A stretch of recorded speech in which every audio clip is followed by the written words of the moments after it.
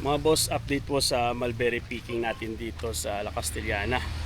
Marami po yung nagtatanong kung natamaan po ba kami dito ng ash falls. Hindi po kami na tamaan ng ash falls dito dahil po yung La Castellana po ay hindi po inulan ng asopre o ng abo ng bulkan.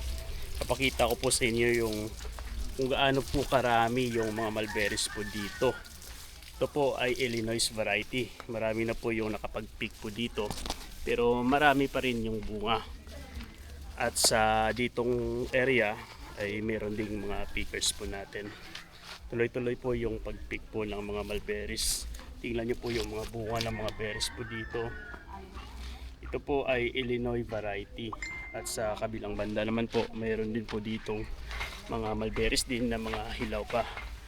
Yun naman po ay nakalaan sa Holy Week. Kaya sa mga gustong magpunta, sa gustong bumisita po dito ay open po kami everyday. Nag-uumpisa po yung picking dito alas 7 hanggang alas 5 ng hapon. Dito banda, meron ding mga berries pero hilaw pa. At ito po ay hinihintay na lang na mahinog.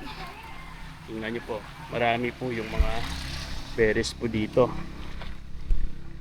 Yan po.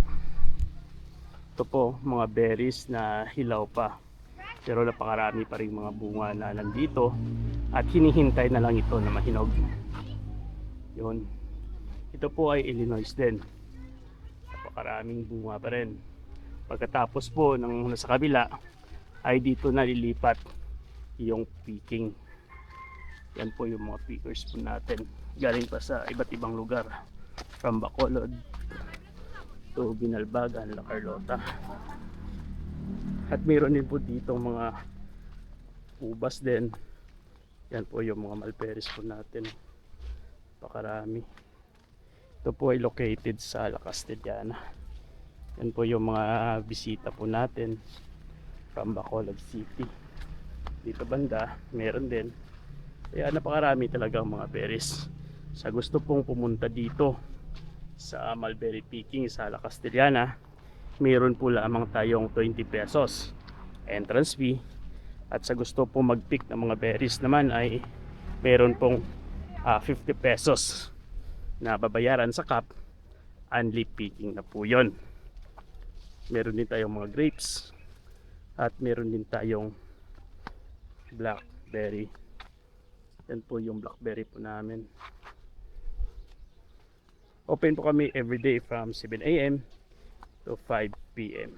Kaya sa gusto po bumisita dito ay pwede po tayo walk-in at pwede rin po tayo makapagbili o makabili ng mga sari-sari, mga rare fruit planting materials. Yun na po mga bossing.